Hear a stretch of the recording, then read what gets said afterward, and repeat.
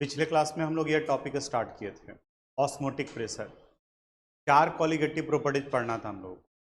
Relative lowering in vapour pressure, elevation in boiling point, depression in freezing point, और ये last है osmotic pressure. Osmotic pressure का definition, semi parallel membrane, normal membrane, ये सब discuss कर चुके हैं हम लोग पिछले क्लास में।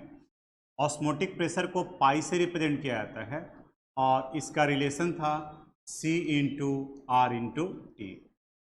बताए थे डेफिनेशन इसका, the pressure exerted on the wall of semi permeable membrane during osmosis. Osmosis के समय जो प्रेशर एग्जर्ट किया जाता है सेमी परमेबल मेम्ब्रेन के वॉल के ऊपर में, that is called osmotic pressure. और एक और डेफिनेशन लिखवाए थे, the external pressure applied from the side of higher concentration of solution to just prevent the osmosis is called osmotic pressure. वो सारा टर्म्स लिखवा चुके हैं यहाँ पर। फिर इससे हम लोग मोलर मास का फार्मूला डिराइव किए थे, तो pi is equal to relation आ गया था W B into R into T into 1000 divided by M B into, लेकिन यहाँ 1000 रखे हैं, इसका मतलब वॉल्यूम किस चीज में होना चाहिए, मिलीलीटर में। क्वेश्चन दिख रहा है एग्जाम्पल का 2.11। न्यूमेरिकल्स बनाने के लिए बताया कि डाटा सेपरेट करो, क्वेश्चन को जरूरत पड़े तो एक बार दो बार आप पढ़ो। डाटा सेपरेट करने के बाद में फिर आपको ये पता चलेगा कि कौन सा पार्ट दिया हुआ है और कौन सा पार्ट निकालना है। यहाँ देखिए 200 centimetre cube of an aqueous solution of a protein contain 1.26 gram of the protein. The osmotic pressure of such a solution at 300 Kelvin is found to be 2.57 into 10 to the power minus 3 bar. Calculate the molar mass of the solute. यानी protein amino acids का polymer है, इसलिए इसका molecular mass जो value निकालेंगे वो बड़ा होगा। दिमाग में ये बात रखोगे, ठीक है। पॉलीमर है, पॉलीमर का मतलब ही होता है जहाँ पे बहुत सारी यूनिट मिल करके एक लार्ज यूनिट का फॉर्मेशन करते हैं, बड़ी यूनिट का फॉर्मेशन करते हैं, उन्हें पॉलीमर कहा जाता है। अब यहाँ पर देखते हैं हम लोग, अकॉर्डिंग टू क्वेश्चन क्या क्या इंफॉर्मेशन दिया हुआ है। वॉल्यूम दिया हुआ है 200 सेंटीमीटर क्यूब, इसी को हम लोग मिलीलीटर भी लिख सकते हैं। आप सेंटीमीटर क्यूब और मिलीलीटर दोनों एक ही होता है। डाटा सेपरेट करते चलें। ऑफ ए प्रोटीन कंटेन 1.26 ग्राम, यानी किसका वैल्यू दिया हुआ है, डब्ल्यू बी का। आप रिस्पॉन्ड करोगे ना तो समझना ज़्यादा आसान रहेगा। 1.26 ग्राम प्रोटीन। ऑस्मोटिक प्रेशर का वैल्यू भी दिया हुआ है, पाई का, बता सकते हो कितना है, 2.57 into 10 to the power minus 3 bar. Temperature भी दिया हुआ है, देखो तो क्वेश्चन में कितना है, 300 केल्विन। अब आर का वैल्यू हम लोग इसके यूनिट से निकाल लेंगे। बताए थे पिछले क्लास में कि अगर प्रेशर एटमॉस्फेयर में है तो आर का वैल्यू 0.082 लेंगे, और अगर बार में है तो 0.083 लेंगे। तो देखो तो यहाँ बार है, तो इसके अनुसार से आर का वैल्यू क्या लेंगे हम लोग, 0.083 लीटर बार मोल इनवर्स केल्विन इनवर्स। और निकालने के लिए क्या कहा जा रहा है, एम बी का वैल्यू। अगर डायरेक्ट फार्मूला नहीं याद है एम बी का तो आप यहाँ से भी निकाल सकते हो। Pi is equal to W B into R into T into 1000 divided by M B into, ये आसानी से याद हो जाता है। एम बी को अब यहाँ से वहाँ निकाल सकते हैं।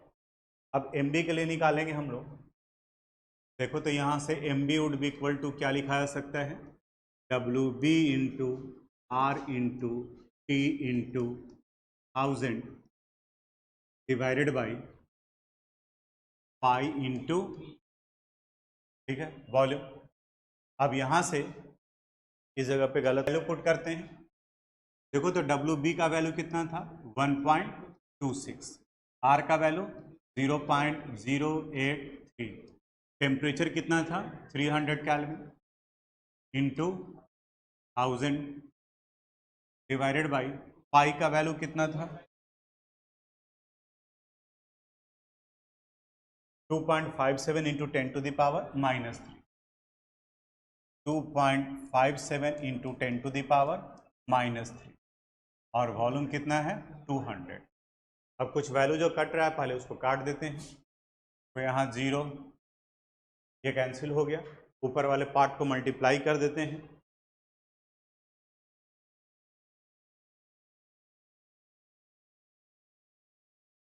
देखो यहाँ मल्टीप्लाई करते हैं 1.26 इंटू 0.083 इंटू 3 इंटू 1000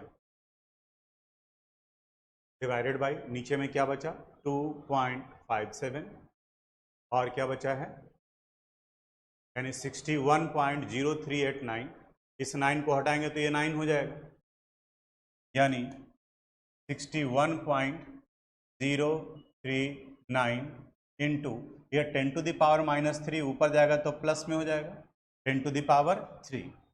अगर इसको हम हटा दें ये डेसिमल 3 डिजिट इधर चलाएगा, या इसको हम 10 के पावर में भी कन्वर्ट कर सकते हैं, जैसे मर्जी हो आपको, यानी 61039 ग्राम पर मोल लिख सकते हैं।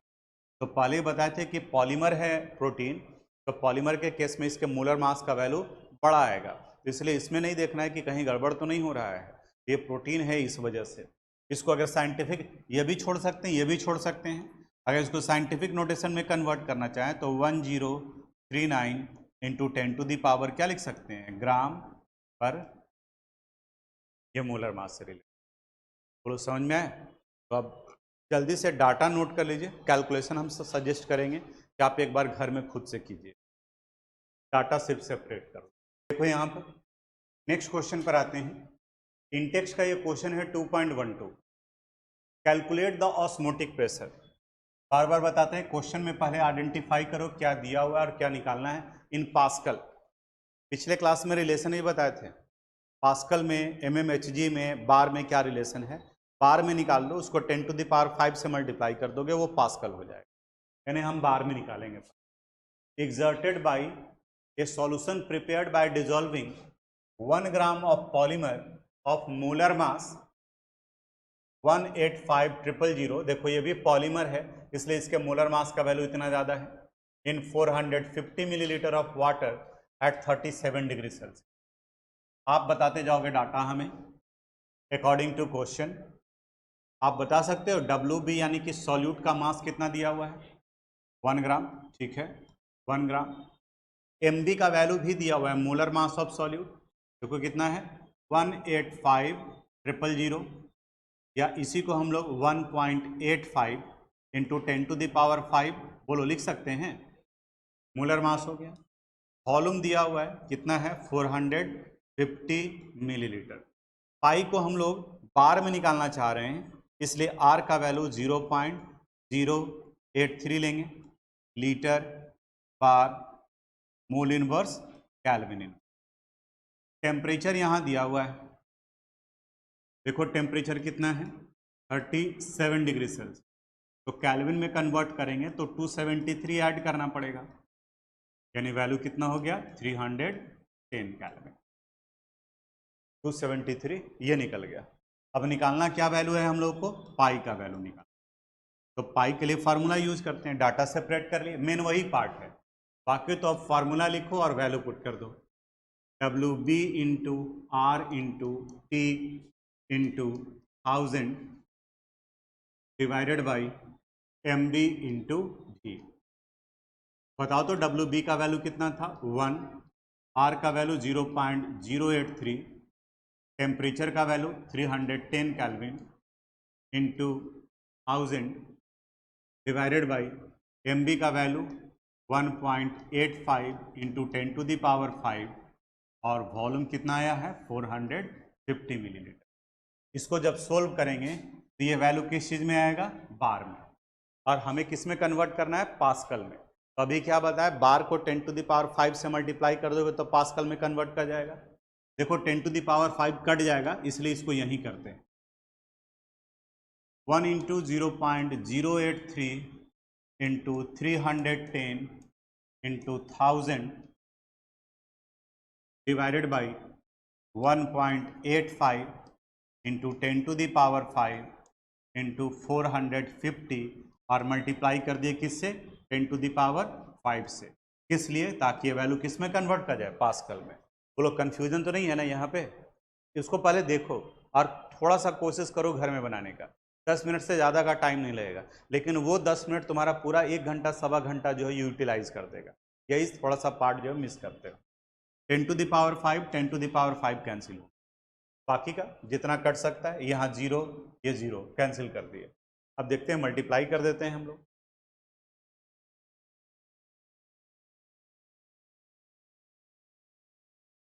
देखो यहाँ ये वैल्यू मल्टीप्लाई करें, 0.083 इंटू 310 इंटू ये वैल्यू कितना है 100, डिवाइड कर देते हैं 1.85, फिर डिवाइड करना है हम लोग को किससे, 45 से। कितना वैल्यू आ गया 30.9069। इसको हटाएंगे तो ये 7 हो जाएगा, इसको अगर हटा देंगे तो ये 1 हो जाएगा, यानी 30.91 पास्कल।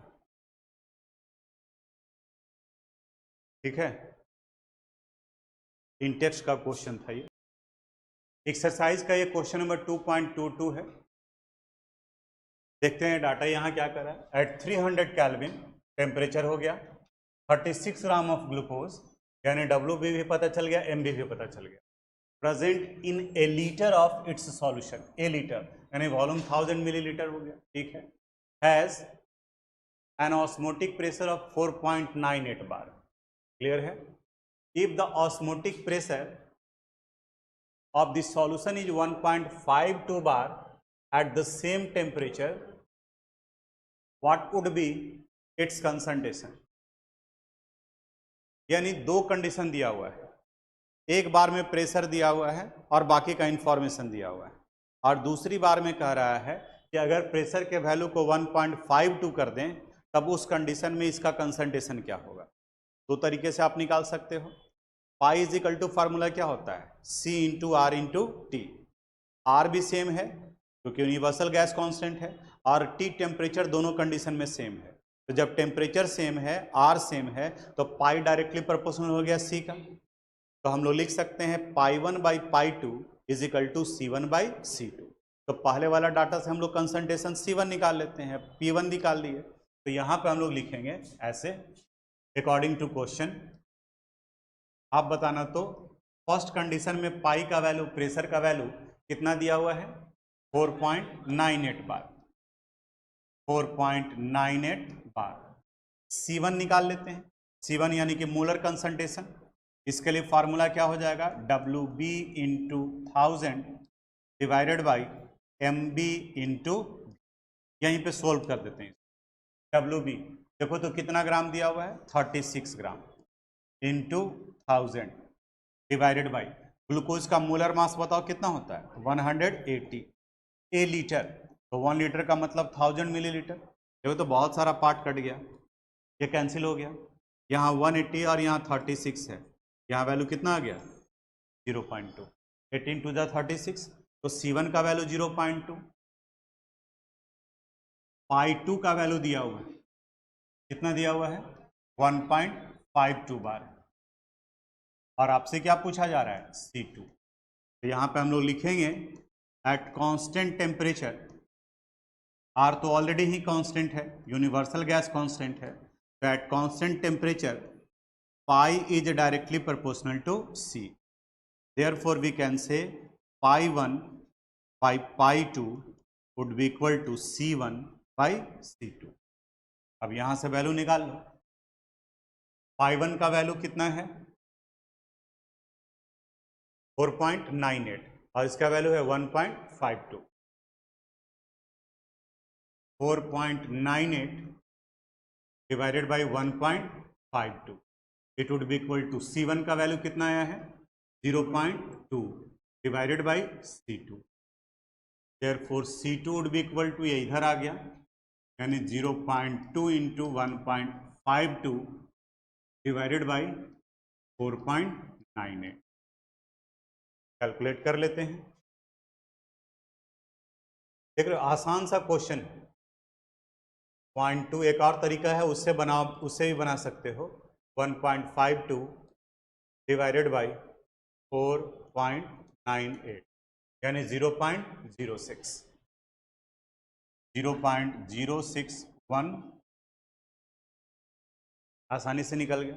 दूसरा ये हो सकता था कि वो पहले वाले कंडीशन से जब सब दिया हुआ है तो यहाँ से आप r का वैल्यू निकालते और इस r वाले वैल्यू को फिर यहाँ पुट करते, तब जा करके निकलता। तो वहाँ पे कैलकुलेशन बढ़ जाता आपका, और ये वाले मेथड से जो हम लोग आसानी से निकाल सकते। नोट कर लीजिए। Thanks for watching this video.